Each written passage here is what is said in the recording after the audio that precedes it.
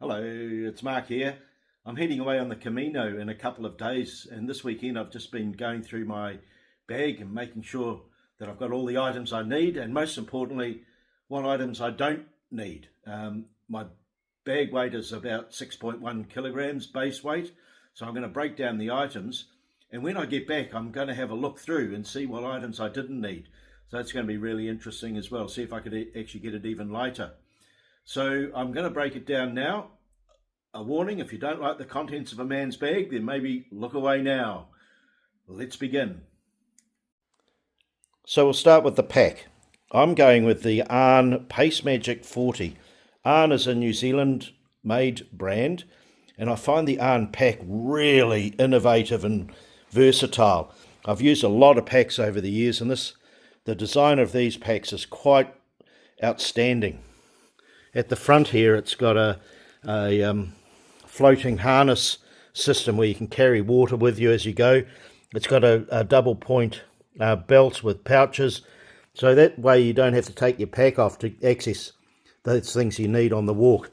It's got this mesh back, an internal really lightweight frame, and in fact the pack itself weighs only about 800 grams.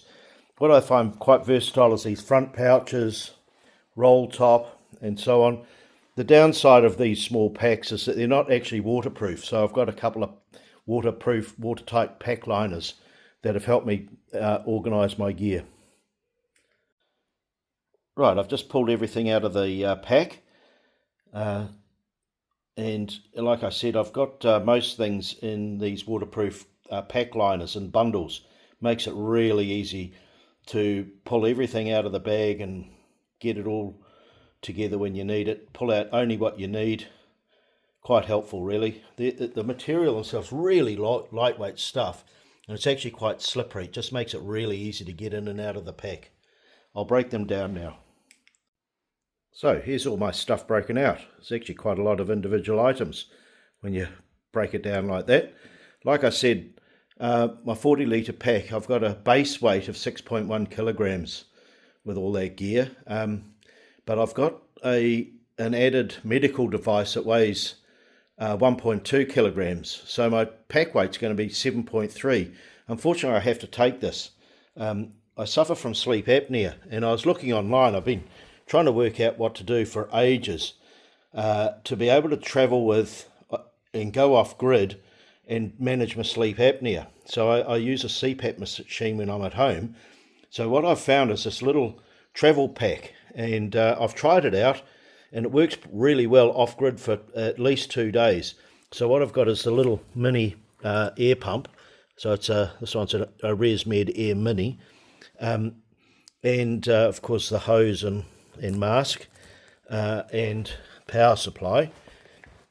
But to make it all work, I've gone for a battery pack that I can keep charged up when I've got power, that does about 14 hours. And it also doubles as a supplementary phone charge as well. So it's got multi-purpose there. Unfortunately, all that bit there that you're just looking at is about 1.2 kilograms. So altogether, my pack's about 7.3 kgs.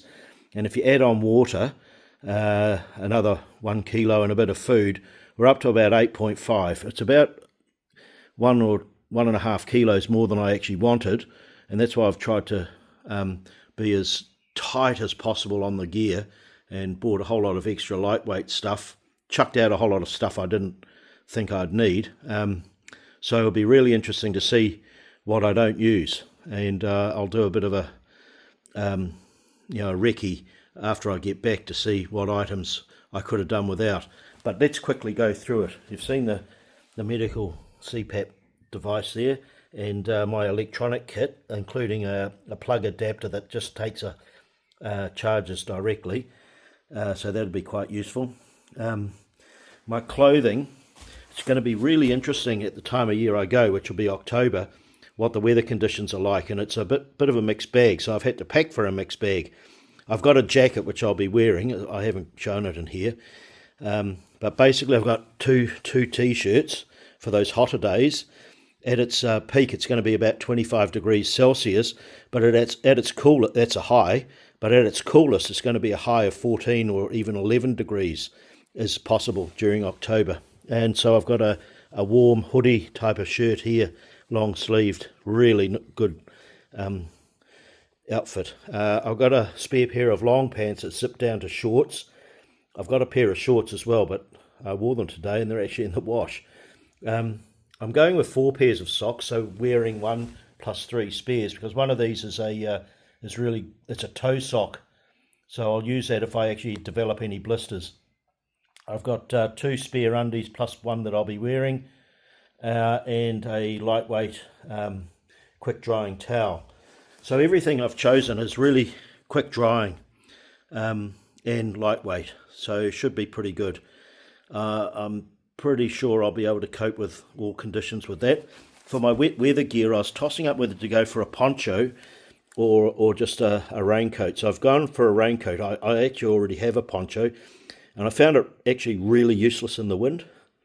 So rather than going out and buying another one, I got this quite lightweight, waterproof trail running raincoat. I got a size too bigger than I need, because I don't really like raincoats. They make me wetter inside than you get outside sometimes, depending on how warm it is. So anyway, we'll see how we go.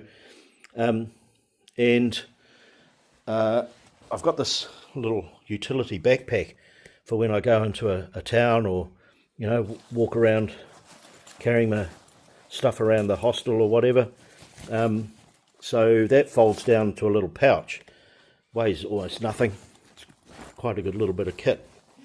I mentioned before that my pack, being a small lightweight one, isn't actually waterproof, so one of the things I've got is a little rain cover for the pack as well. I've got a pair of house sandals, and my sleeping system. This is one thing I'm really not sure about. I've got a sleeping liner, silk liner, which is quite good, and this really lightweight, compact sleeping quilt, One Planet sleeping quilt, feather. It's really good. I tried these out I went away a couple of weeks ago, and it was 0 degrees. I actually didn't even need the sleeping bag most of the night. So that could be one area where I could probably get away without one. But I'm just not sure, because I haven't done this before, so we'll see. You'll see my water bottles there. I've got 2 500 litre flexible water bottles that fit in the front pouches of my pack. You can see they squeeze up to nothing. They're really lightweight again. So hopefully they'll be robust enough to last the distance, but we'll wait and see. I've actually got a spare as well. On the personal supplies side, I've got a bit of high blood pressure and high cholesterol, so I'll be taking a few tablets. I've got some anti-inflammatories as well, some ointment for my feet, and some tissues there, and some salts. Just toothbrush, toothpaste, razor. I've gone for this sort of soap that is multi-purpose.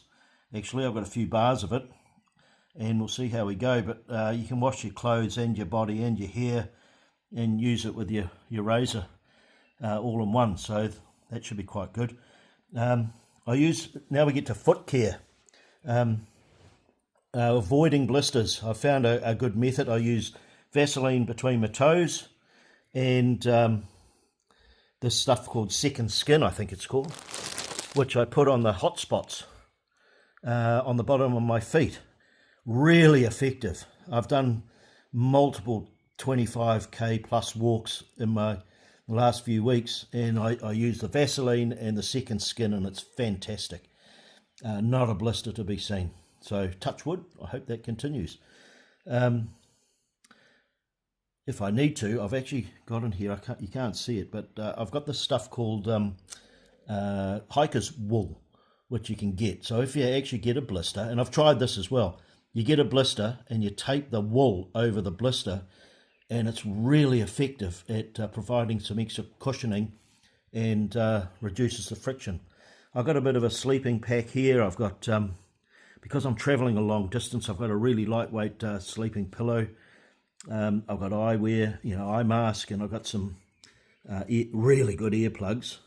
I've got a few other bits and pieces that I've been reading about, which sound quite useful, but we'll see. I've got some pegs for that washing, a washing line, toenail, and this S hook, which might be quite useful in the showers.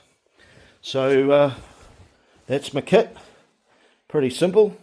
And we'll see when I get back what's actually been useful and what hasn't.